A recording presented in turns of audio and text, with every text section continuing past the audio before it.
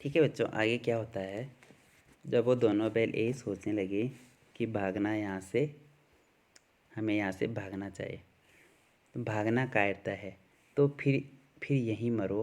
बंदा तो 9 2 11 और जो दौड़ाए, तो फिर कोई उपाय सोचो जल्द। उपाय यही है कि उस पर दोनों जने एक साथ चोट करें। मैं आगे से रंगीता हूँ, तुम पीछे से रंगीत हो। दोहरी मार पड़ेगी तो भाग खड़ा होगा। मेरी ओर झपटे, तुम बगल से उसके पेट में सींग घुसेड़ देना। जान जोखिम है पर दूसरा उपाय नहीं है। अब देखो बच्चों, अब वो दोनों आपस में बातें करने लगे कि भागना कायरता है, तो फिर दूसरा कह रहा है कि तो फिर यहीं मरो, मैं तो 9 2 11 होता हूँ। और जो दौड़ाए फिर वो हमें दौड़ाए, चाहे कुछ भी करे। तो दूसरा कह रहा है कि चलो तो कोई उपाय जल्द सोचो। तो दूसरा कह रहा है कि उपाय यही है कि दोनों जने एक साथ उस पर वार करेंगे, दोनों एक साथ उसको मारेंगे। कि मैं आगे से रंगीता हूँ और तुम पीछे से रंगीत हो। जब उस पर दोनों तरफ से मार पड़ेगी सांड पे, तो वो यहाँ से भाग जाएगा। अगर वो मेरी ओर झपटे, तो तुम बगल से उसके पेट में सींग घुसेड़ देना। जान जोखिम है पर दूसरा उपाय नहीं है। अब देखो आगे क्या होता है कि दोनों मित्र जान हथेलियों पर लेकर लपके। सांड को भी संगठित शत्रुओं से लड़ने का तजर्बा न था। अब देखो दोनों मित्र जान हथेली पर लपके, मतलब दोनों को ये लगा कि अब हम मरने ही वाले हैं। ठीक है, लेकिन जो सांड था उसको भी संगठित शत्रुओं से लड़ने का तजुर्बा नहीं था। मतलब जो जिनको संगठन दो तीन बैलों से लड़ने का उसका तजुर्बा नहीं था। वह तो एक शत्रु से मल्लयुद्ध करने का आदी था। जो सांड था वो तो केवल एक से ही वो लड़ सकता था। अब देखो बच्चों, ज्यों ही हीरा पर झटका मोती ने पीछे से दौड़ाया और सांड उसकी तरफ मुड़ा, तो हीरा ने रंगीदा। सांड चाहता था कि एक एक करके दोनों को गिरा ले, पर ये दोनों भी उस्ताद थे, उसे वह अवसर न देते थे। अब सांड ने क्या किया, अब उन बैलों ने क्या किया कि जब वो हीरे पे झपटा तो मोती ने मारा, और जब मोती पे झपटा तो तब हीरे ने मारा। ठीक है, लेकिन सांड ये चाहता था कि मैं एक एक करके दोनों को गिरा लूँ। लेकिन ये दोनों भी उस्ताद से, दोनों ने पहले ही योजना बना ली थी कि कैसे सांड को मारना है। अब उस सांड को उन्होंने थोड़ा सा भी अवसर नहीं दिया। अब आगे क्या होता है कि एक बार सांड झल्लाकर हीरा का अंत करने के लिए चला कि मोती ने बगल से आकर पेट में सींग भोंक दिया।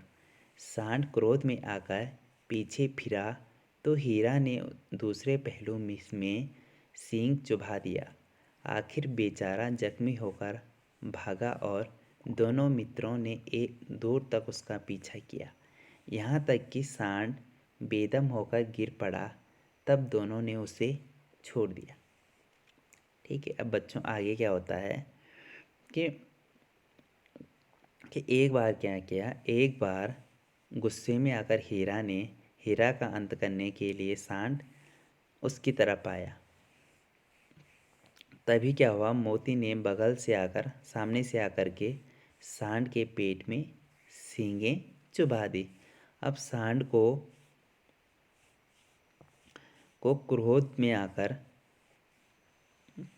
जब सांड को गुस्सा है, जब वो पीछे फिरा तो हीरा ने दूसरी तरफ से उस पे सींग चुबा दिया। अब अंत में क्या होता है कि अंत में जख्मी होकर सांड वहाँ से भागा। फिर दोनों क्या है, दोनों बैल हीरा और मोती उस सांड के पीछे उसका उन्होंने पीछा किया। यहाँ सांड नीचे भी गिरा, लेकिन तब भी उन दोनों बैलों ने उसको छोड़ा नहीं। दोनों मित्र विजय के नशे में झूमते चले गए। अब देखो दोनों जीत गए तो वो झूमते हुए चले। मोती ने अपनी सांकेतिक भाषा में कहा, मेरा जी तो चाहता था कि बच्चा को मारे डालो। तो मोती क्या है, हीरा से कह रहा है कि मैं तो यही चाहता था कि इसको मार ही डालूं।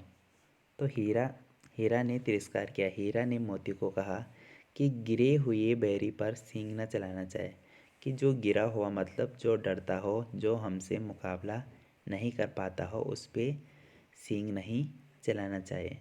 तो मोती कहता है कि यह सब ढोंग है, बैरी को ऐसा मारना चाहिए कि फिर न उठे। कि मोती कह रहा है ये सब तो ढोंग है, कि जो बैरी रहता है, जो दुश्मन रहता है, उसको तो इतना मारना चाहिए कि वो दोबारा खड़ा ना उठे। अब हीरा कह रहा है आप घर कैसे पहुँचेंगे वो हो सोचो। मोती कह रहा है कि पहले कुछ खा लें तो सोचे। सामने मटर का खेत था ही। मोती उसमें घुस गया। हीरा मना करता रहा पर उसने एक न सुनी। ठीक है, अब आगे क्या होता है कि इन दोनों को भूख लगती है, तो सामने ही मटर का खेत रहता है। तो मोती उस खेत में घुस जाता है, जबकि हीरा उसे बहुत मना करता है, पर वो मोती हीरे की एक नहीं सुनता है। अभी दो ही चार ग्रास खाए थे कि दो आदमी लाठियाँ लिए दौड़ पड़े।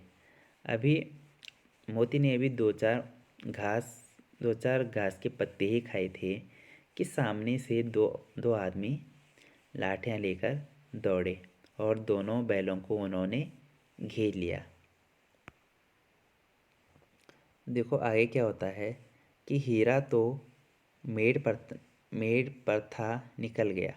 अब देखो बच्चों, हीरा तो खेत में नहीं घुसा था, वो खेत के बाहर ही था, वो तो वहाँ से निकल गया। लेकिन मोती सी लेकिन मोती सींचे हुए खेत में था। उसके खुर कीचड़ में धंसने लगे। लेकिन बच्चों, जो मोती था वो सींचे हुए खेत में था, तो उसके जो पैर हैं वो ज़मीन के अंदर ही धंसने लगे और वो वहाँ से भाग नहीं सका। और उन दोनों आदमियों ने क्या किया, मोती को पकड़ लिया। हीरा ने देखा संगी संकट में है तो लौट पड़ा। अब बच्चों, हीरा ने देखा कि मेरा दोस्त जो मोती है वो संकट में है, तो वो फिर जब वो भाग गया था तो फिर वापस लौटा। फंसेंगे तो दोनों फंसेंगे, रखवालों ने उसे भी पकड़ लिया। अब देखो, वो सोचने लगा कि अब फंसेंगे तो हम दोनों ही फंसेंगे। इसलिए रखवालों ने क्या किया, उसे भी पकड़ लिया। प्रातःकाल दोनों मित्र कांजी हौस में बंद कर दिए गए। अब सुबह दोनों बैलों को कांजी हौस में बंद कर दिया गया। कांजी हौस कहते हैं बच्चों जहाँ पे बैलों को रखा जाता है। ठीक है, अब आगे क्या होता है कि दोनों मित्रों को जीवन में पहली बार ऐसा साबिक पड़ा कि सारा दिन बीत गया और खाने को एक दिन का भी नहीं न मिला। देखो बच्चों, दोनों दोस्तों के जीवन में पहली बार ऐसा हुआ कि पूरा दिन बीत गया और खाने को उनको एक दिन का तक न मिला। समझ ही में न आता था यह कैसा स्वामी है। इससे तो गया फिर भी अच्छा था। यहाँ कहीं भैंसें थी, कहीं बकरियाँ, कहीं घोड़े, कहीं गधे, पर किसी के सामने चारा न था। सब जमीन पर मुर्दों की तरह पड़े थे। ठीक है, जब उन्हें खाने को एक दिन का भी नहीं मिला, तो वो दोनों बैल सोच रहे हैं कि उनको समझ ही नहीं आ रहा है कि ये कैसा कैसा मालिक है। इससे तो गया फिर भी अच्छा ही था, थोड़ा तो दे ही देता था। यहाँ काजी हौस में कहीं बहुत सारी भैंसें थीं, बकरियाँ भी थीं, घोड़े थे, गधे थे, लेकिन किसी के सामने भी चारा नहीं था। सबके सब जमीन पर मुर्दे की तरह लेटे हुए थे और कहीं तो इतने कमज़ोर हो गए थे कि खड़े भी नहीं हो सकते थे। सारा दिन दोनों मित्र फाटक की ओर टकटकी लगाए ताकते रहे, पर कोई चारा लेकर आता न दिखाई दिया। तब दोनों ने दीवार की नमकीन मिट्टी चाटनी शुरू की, पर इससे क्या तृप्ति होती।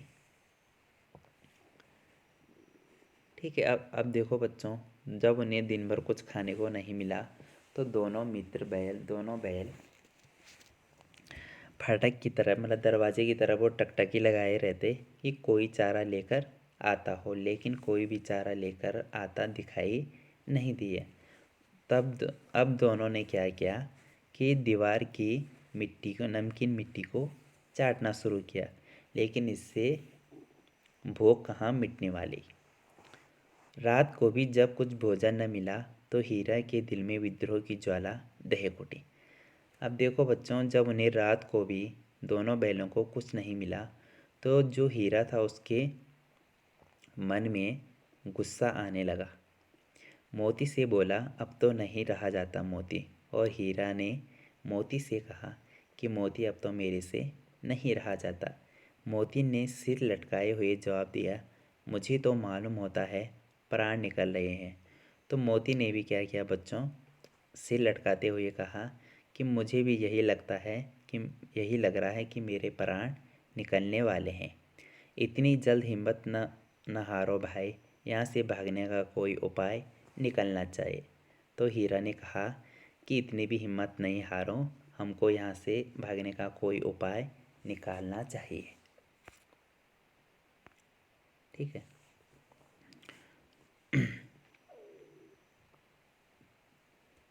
अब मोती कह रहे हैं कि आओ दीवार तोड़ें, कि चलो अब इस दीवार को ही तोड़ते हैं।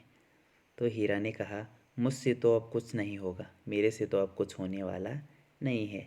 फिर मोती ने कहा, बस इसी बूते पर अकड़ते थे। सारी अकड़ निकल गई।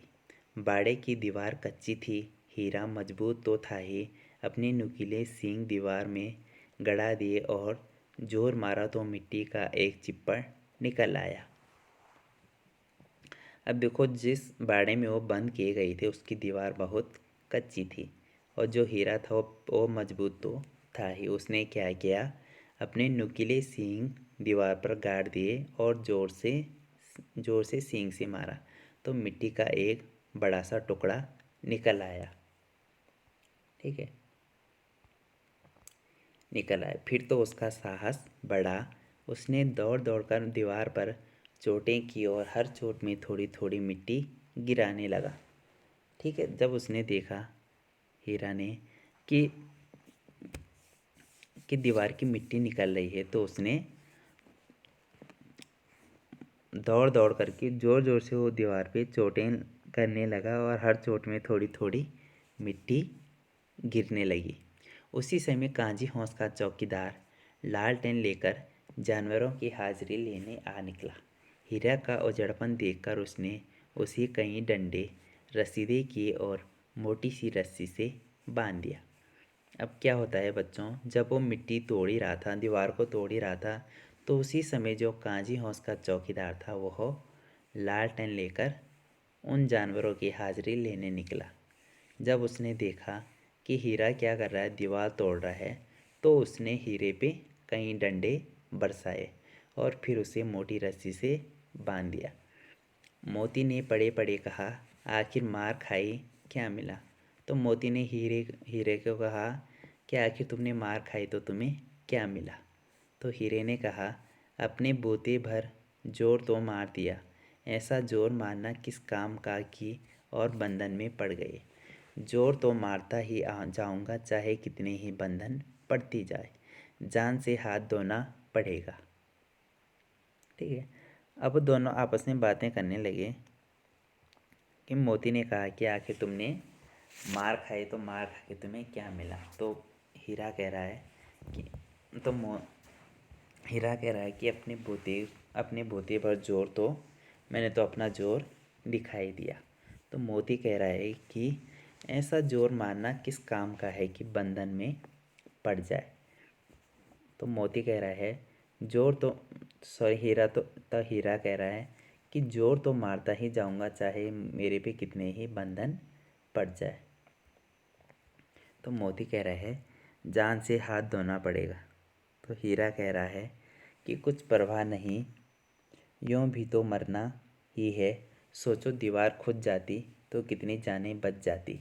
इतने भाई यहाँ बंद हैं, किसी की देह में जान नहीं है। 2-4 दिन और यही हाल रहा तो सब मर जाएंगे।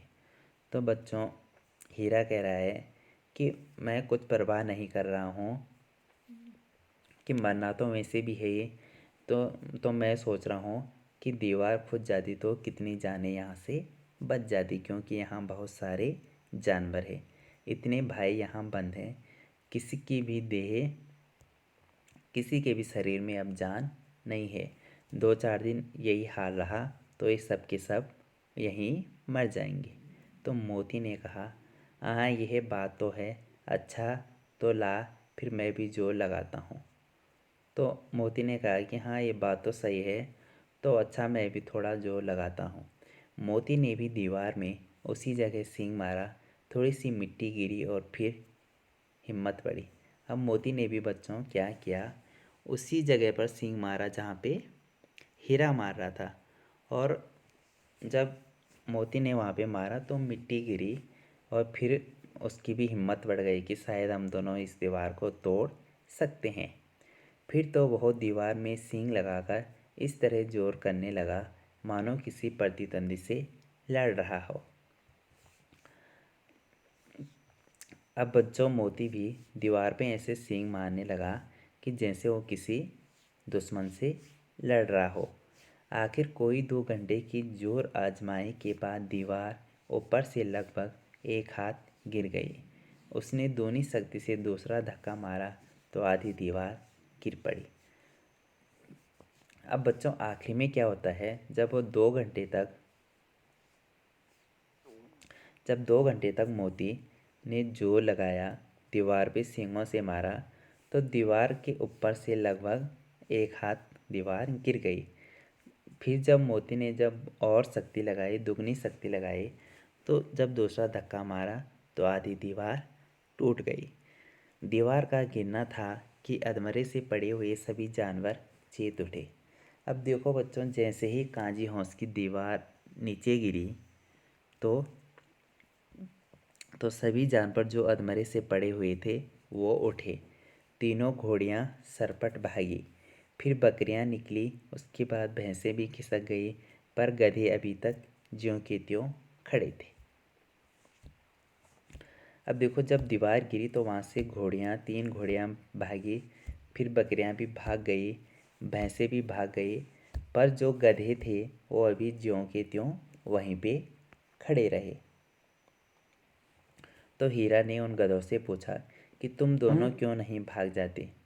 तो एक गधे ने कहा, जो कहीं फिर पकड़ लिए जाए, कि अगर हम फिर से पकड़ लिए जाए। तो हीरा ने कहा, तो क्या हर्ज है, अभी तो भागने का अवसर है, यहाँ से भाग जाओ। तो गधे ने कहा, हमें तो डर लगता है, हम यहीं पड़े रहेंगे, हमको तो बहुत डर लगता है, हम यहाँ से कहीं नहीं जाएंगे। ठीक है।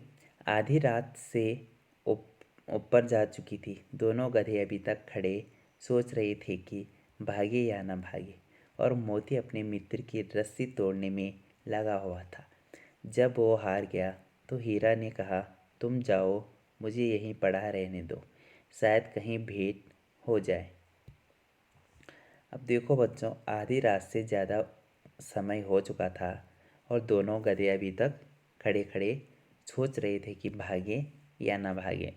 लेकिन जो मोती था वो हीरे की अपने हीरे की और रस्सी तोड़ने में लगा हुआ था।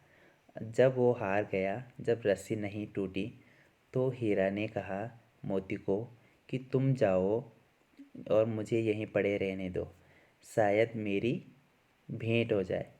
मोती ने आंखों में आंसू लाकर कहा, तुम मुझे इतना स्वार्थी समझते हो हीरा, हम और तुम इतने दिनों तक साथ रहे हैं, आज तुम विपत्ति में पड़ गए तो मैं तुम्हें छोड़कर अलग हो जाऊं।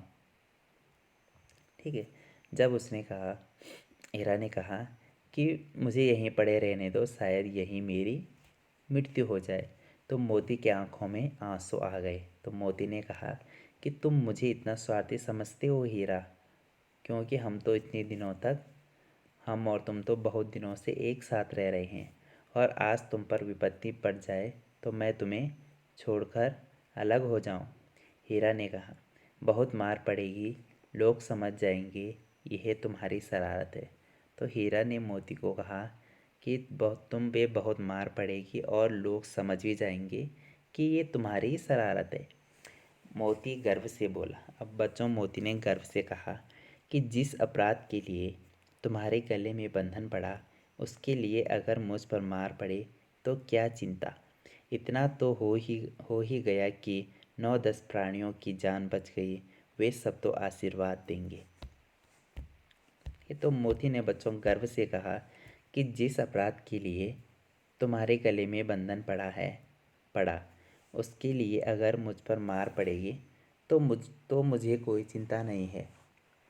लेकिन इतना तो हो ही गया है कि 9-10 प्राणियों की जान हमने बचा ली है, वे सब हमें आशीर्वाद तो देंगे।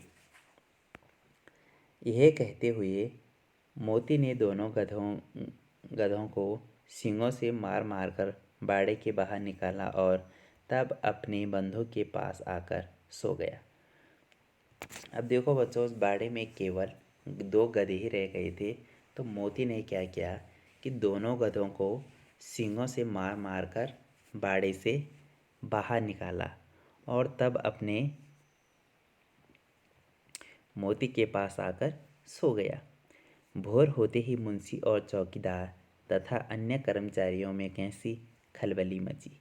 इसके लिखने की ज़रूरत नहीं, बस इतना ही काफ़ी है कि मोती की खूब मरम्मत हुई और उसे भी मोटी रस्सी से बांध दिया गया। अब बच्चों, रात को जब सब जानवर वहाँ से भाग गए, तो जब सुबह हुआ तो जो मुंशी था और चौकीदार, सब कर्मचारियों में खलबली मच गई कि सारे जानवर यहाँ से कांजियों से भाग गए हैं। अब प्रेमचंद जी कह रहे हैं कि इसके लिखने की ज़रूरत नहीं, बस इतना ही काफ़ी है कि जो मोती था उसकी खूब मरम्मत हुई, उस पर बहुत मार पड़ी और फिर उसे भी मोटी रस्सी से बांध दिया गया। 1 सप्ताह तक दोनों मित्र वहाँ बंधे पड़े रहे, किसी ने चारे का एक तृण भी न डाला। हाँ, एक बार पानी दिखा दिया जाता था, यही उनका आधार था। दोनों इतने दुर्बल हो गए थे कि उठा तक न जाता था, ठठरियाँ निकल आई थी। अब देखो बच्चों, उसके बाद क्या होता है। जब दोनों को मोटी रस्सी से बांध दिया तो 1 हफ्ता तक दोनों मित्र वहाँ बंधे पड़े रहे। किसी ने उनको कुछ घास भूसा कुछ नहीं दिया, केवल एक बार पानी दिखा दिया जाता था और यही उनका आधार था। अब दोनों इतने कमज़ोर हो गए थे कि उनसे उठा भी नहीं जाया जाता था। ठीक है, वो कांपने लगते थे। एक दिन बाड़े के सामने डुग्गी बजने लगी और दोपहर होते होते वहाँ 50-60 आदमी आ गए। तब दोनों मित्र निकाले गए और उनकी देखभाल होने लगी। लोग आकर उनकी सूरत देखते और मन फीका करके चले जाते। ऐसे मृतक बैलों का कौन खरीदार होता। अब देखो बच्चों, एक दिन क्या हुआ, बाड़े के सामने डुग्गी बजने लगी। ठीक है, बहुत सारी आवाज़ आने लगी और दोपहर होते होते वहाँ पे 50-60 आदमी इकट्ठे हो गए। अब दोनों बैलों को वहाँ से बाहर निकाला और उनकी देखभाल होने लगी। लोग क्या कर रहे थे, आकर उनकी सूरत बैलों को देख रहे थे और मन फीका करके चले जाते कि ऐसे मरे हुए बैलों का कौन खरीदार होता है।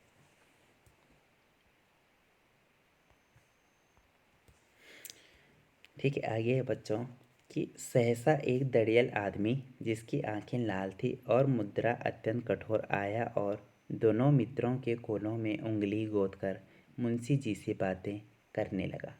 अब देखो बच्चों, अचानक से क्या हुआ, जब वहाँ पे बहुत बैल बिकने वाले थे, वहाँ पे बहुत भीड़ हो रही थी, लोग उनको देखने के लिए आ रहे थे, तो अचानक से एक दड़ियल आदमी जिसकी दाढ़ी थी और जिसकी आंखें लाल थी, वह आया और दोनों बैलों के कोल्हों में उसने उंगली गोद कर वो मुंशी जी से बात करने लगा।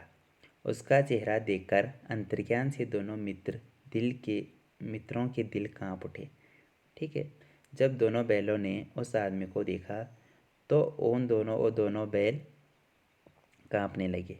वह कौन है और उन्हें क्यों टटोल रहा है, इस विषय में उन्हें कोई संदेह न था। अब देखो बच्चों, बैलों को नहीं पता था कि वो बिकने वाले हैं। जब वो आदमी उनके पास आया तो वो कांपने लगे। ठीक है, अब वो वह सोचने लगे कि वह कौन है और क्यों उन्हें टटोल रहा है। इस विषय में उनको कोई पता ही दोनों बैलों को पता नहीं था। दोनों एक दूसरे को भीत नेत्र से देखा और सिर झुका लिया। अब दोनों बैलों ने क्या किया, एक दूसरे को डरी हुई नज़रों से देखा और फिर अपना सर झुका लिया। अब हीरा ने कहा, किसे? मोती को, कि गया के घर से नाहक भागे, अब जान न बचेगी।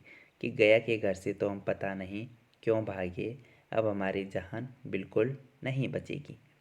मोती ने अश्रद्धा के भाव से उत्तर दिया, कहते हैं भगवान सबके ऊपर दया करते हैं, उन्हें हमारे ऊपर क्यों दया नहीं आती। अब मोती ने भी क्या किया बच्चों, अश्रद्धा के भाव से उसने हीरा को उत्तर दिया कि कहते हैं भगवान सबके ऊपर दया करते हैं, लेकिन उन्हें हमारे ऊपर दया क्यों नहीं आती। तो हीरा ने कहा कि भगवान के लिए हमारा मरना जीना दोनों बराबर है। चलो अच्छा ही है, कुछ दिन उसके पास तो रहेंगे। एक बार भगवान ने उस लड़की के रूप में हमें बचाया था, अब क्या अब न बचाएंगे। तो बच्चों हीरा कह रहा है कि भगवान के लिए तो हम चाहे मरें चाहे जिए दोनों बराबर हैं, कि चलो वो भी अच्छा ही है कि कुछ दिन हम भगवान के पास रहेंगे। लेकिन वो कह रहे हैं कि एक बार भगवान ने उस लड़की के रूप में हमें बचाया था, लेकिन अब नहीं बचाएंगे। तो हीरा कह रहा है कि यह आदमी छुरी चलाएगा, देख लेना, ठीक है।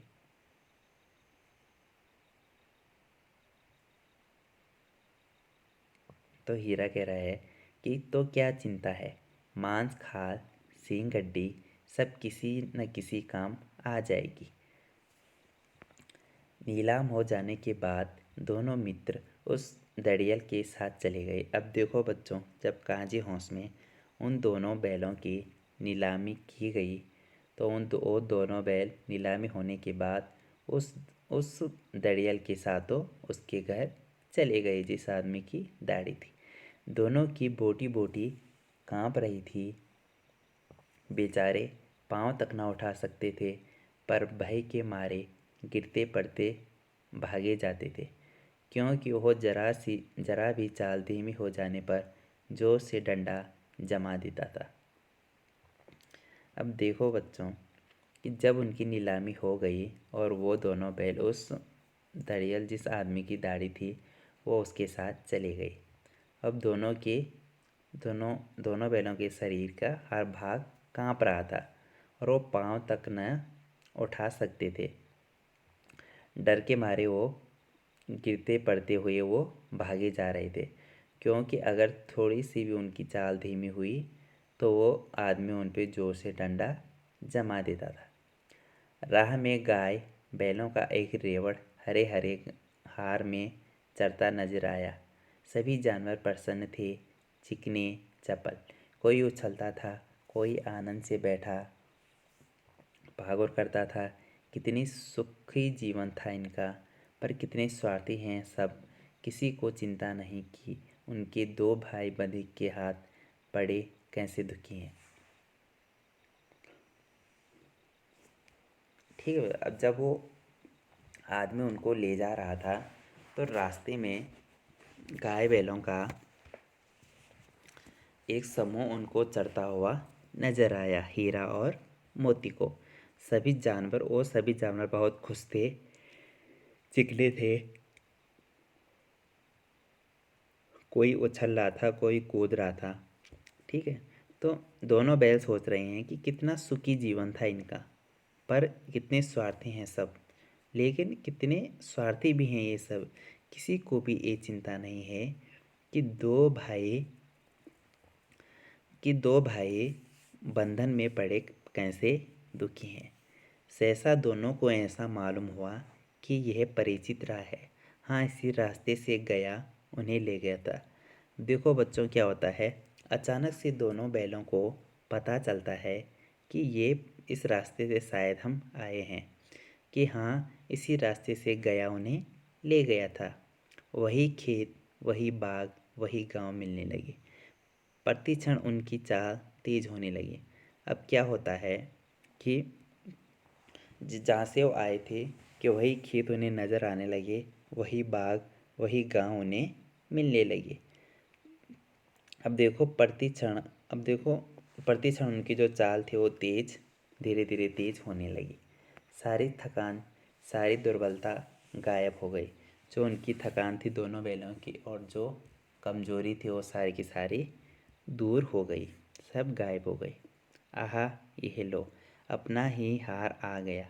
इसी कुएं पर हम पुर चलाने आया करते थे। यही कुआं है। अब वो क्या है, उसी रास्ते से जब वापस आ रहे हैं तो उन्हें याद आ गया कि ये वही कुआं है जहाँ पे हम आते थे।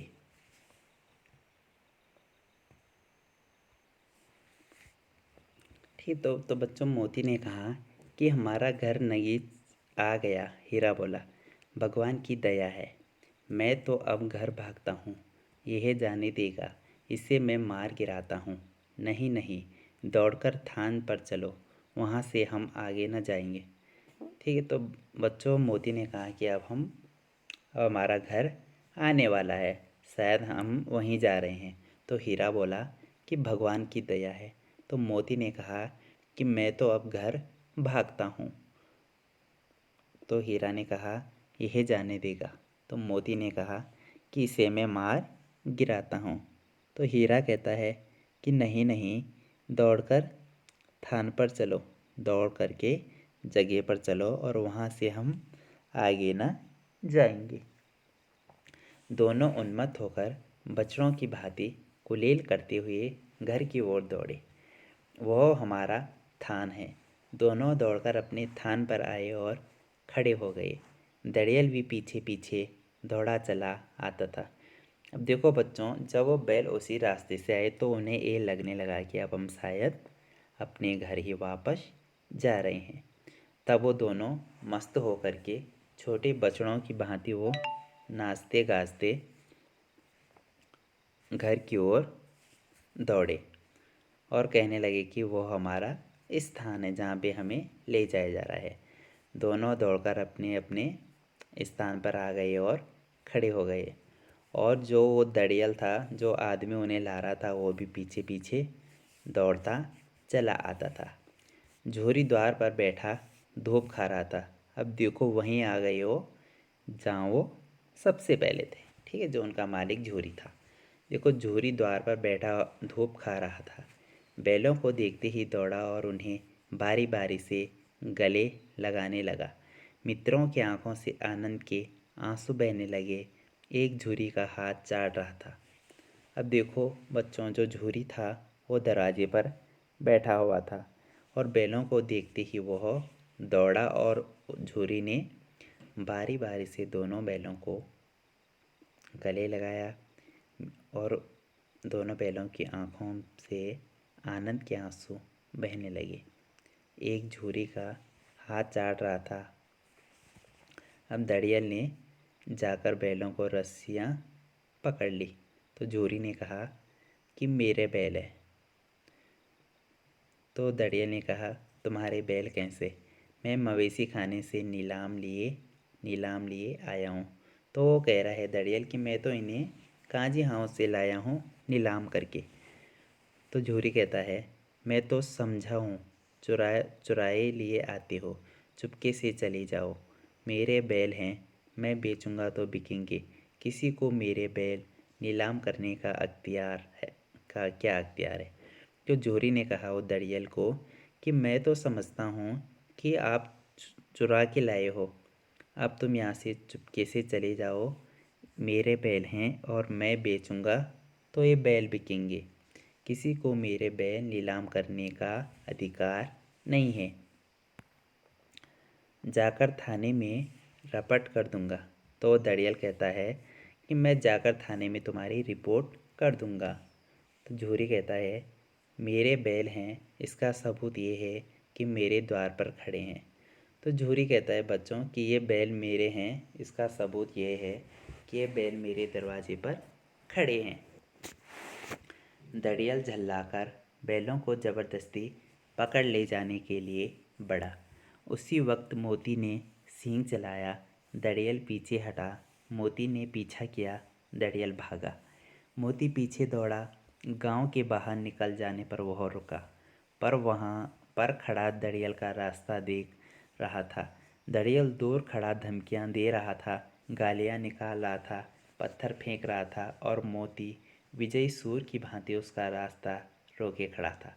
गांव के लोग यह तमाशा देखते थे और हंसते। अब बच्चों क्या हुआ आगे कि दड़ियल ने गुस्से में आकर ज़बरदस्ती बैलों को पकड़ के ले जाने के लिए जैसे वो आगे आया, तो उसी समय ही मोती ने क्या किया, सींग चलाया। तो वो दड़ियल था जो पीछे हटा। फिर मोती ने क्या किया, मोती उसके पीछे भागा। तो दड़ियल वहाँ से भागा, तो मोती भी उसके पीछे दौड़ा। जब वो गांव के बाहर निकल गया तो मोती रुक गया, पर दड़ियल क्या था, दड़ियल का रास्ता देख रहा था। दड़ियल क्या था, दूर खड़ा था और वहाँ से धमकियाँ दे रहा था, गालियाँ निकाल रहा था और पत्थर फेंक रहा था। और मोती विजय की भांति, सूरवीर की भांति उसने दड़ियल का रास्ता रोक रखा था। अब गांव के सब लोग यह तमाशा देख रहे थे और हंस रहे थे। ठीक है, आगे बच्चों, जब दड़ियल हार कर चला गया तो मोती अकड़ता हुआ लौटा। अब देखो, दड़ियल वहाँ से हार कर चला गया और मोती फिर अकड़ता हुआ वहाँ से वापस घर लौटा। तो हीरा ने कहा, मैं डर रहा था कि कहीं तुम गुस्से में आकर मार न बैठो। तो हीरा कह रहा है कि मैं तो डर गया था कि कहीं तुम्हें गुस्सा आ गया और तुमने उसे मार दिया हो। तो मोती कहता है, अगर वह मुझे पकड़ता तो मैं मारे न छोड़ता। तो मोती कह रहा है बच्चों कि अगर वो दड़ियल मुझे पकड़ता तो मैं भी उसे मार के नहीं छोड़ता। तो हीरा कह रहा है, अब ना आएगा। तो मोती कहता है, आएगा तो दूर से ये खबर लूँगा, देखो कैसे ले जाता है। ठीक, तो मोती कह रहा है बच्चों कि अगर वो आएगा तो मैं दूर से ही उसकी खबर लूँगा, पहले देखूं तो वो कैसे ले जाता है।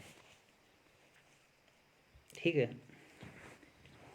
तो हीरा कहता है, जो गोली मरवा दे। तो मोती कहता है कि मर जाऊंगा, उसके काम तो ना आऊँगा। कि मैं मर जाऊंगा लेकिन मैं उसके, चलो तब मैं उसके काम तो नहीं आऊँगा।